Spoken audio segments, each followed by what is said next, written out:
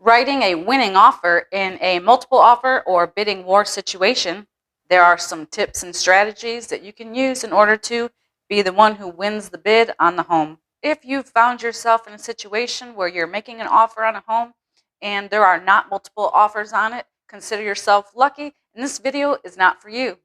You can use some of these strategies, but you don't necessarily need to use all of them, and you might have a little more leeway. If you're making an offer on a house, or you're anticipating making an offer on a house and you want to be prepared for the situation where it's probably going to be a multiple offer situation, then this video is for you. Building a winning offer is what we're going to talk about in today's video. So stick around.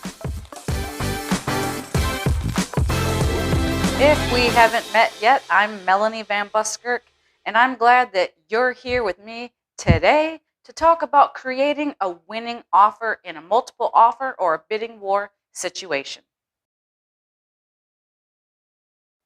So, rule number one of being in a bidding war: do not expect to come to the table with anything less than at least the full asking price. If you do that, you might be thinking a little unrealistically at this point and need to get a little bit more realistic as to what the market really is and what it takes to win an offer in this market.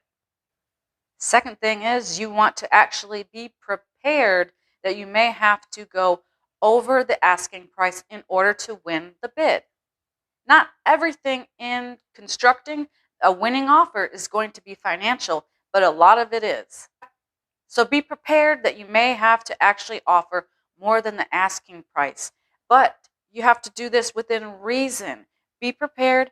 Make sure that you're working with an agent who's done a CMA, who's run the comps, and knows that the home can appraise for what you're offering, or be prepared to cover any gap that may occur between what it appraises for and what your lender will lend on that.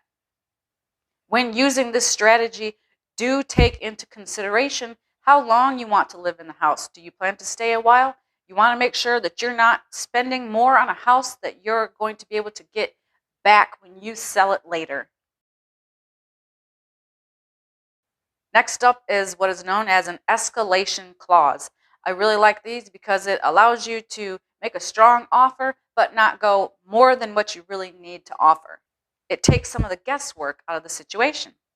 Let me explain what this means. An escalation clause is where you make an offer for, say, $200,000 on a home, and we know that this particular offer is going to be among other offers. We are in a multiple offer situation. So what do? We have this escalation clause in here where our $200,000 offer, which is a full price offer, escalates, bumps up, say $1,000 if there's another offer that it beats our offer. Another offer comes in that beats your offer, so your offer then increases by that $1,000 increment. And it will continue to do that if there are other offers that beat out that offer up to a set limit that you determine ahead of time. So you could have an escalation clause that says, my offer is $200,000. Any offer that beats my offer will raise $1,000 at a time up to $215,000. And then you're capped there. You will not pay more than $215,000. If there are not any other offers that take the escalation all the way up to $215,000, you won't pay that $215,000. You will only pay what your offer has to be to beat the highest, closest offer to yours. Next thing you want to do is be prepared to pay for your own closing costs. Now, I am specifically saying your closing costs because each side of the transaction, some people don't realize this, but each side of the transaction has their own closing costs. The seller has their closing costs and the buyer has their closing costs. Sometimes in a transaction, we ask for the seller to pay our buyer's closing costs. And in this multiple offer situation, we're not going to do that. The only case in which we would want to ask the seller to pay our buyer's closing costs is if we absolutely need them to pay it financially. And in that case, what we do is raise up that offer price. We have to at least get them the asking price, adding on your closing costs to that, so that once those closing costs are paid, they are still actually getting their asking price. And again, we have to make sure that the property will appraise. So this is where your real estate agent comes in and has to make sure that the comps do justify this higher price.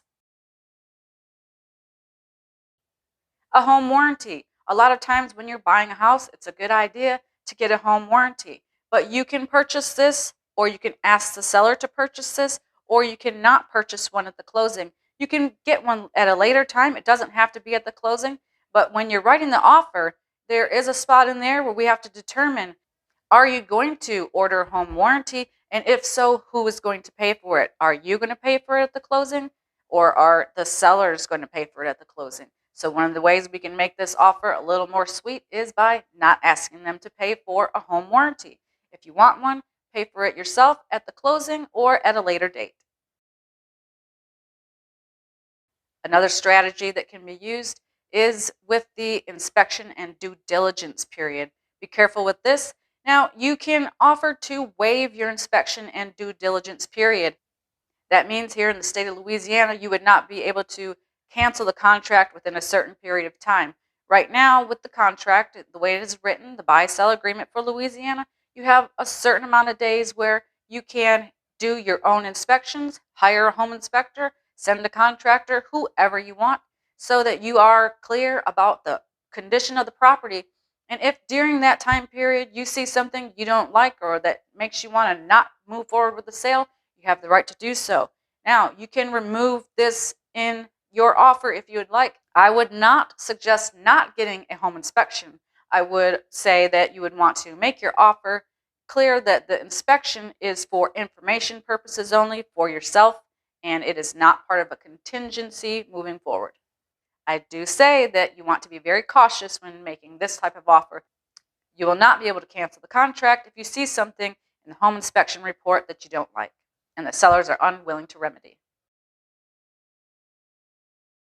So you may be also selling a home at this time while you're trying to buy a home.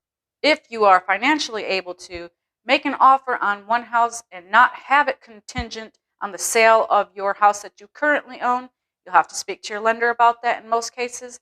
But if you can make it a situation where your offer does not need to be contingent on the sale, that will make for a stronger offer. And of course, I caution you to take into consideration all the factors that mean for you before you make an offer that is not contingent on your sale. And last but not least, closing time. In most cases, people would like to close sooner rather than later, so make it a nice, sweet offer for them and close in as quick of a time as you're able to do according to your financial situation and lender. If you've enjoyed this video and found it useful at all, please leave me a comment or a like, and if you haven't already, subscribe to my channel so you don't miss any other upcoming videos. And while you're here, check out my playlists made especially for home buyers. All right, I'll see you next time.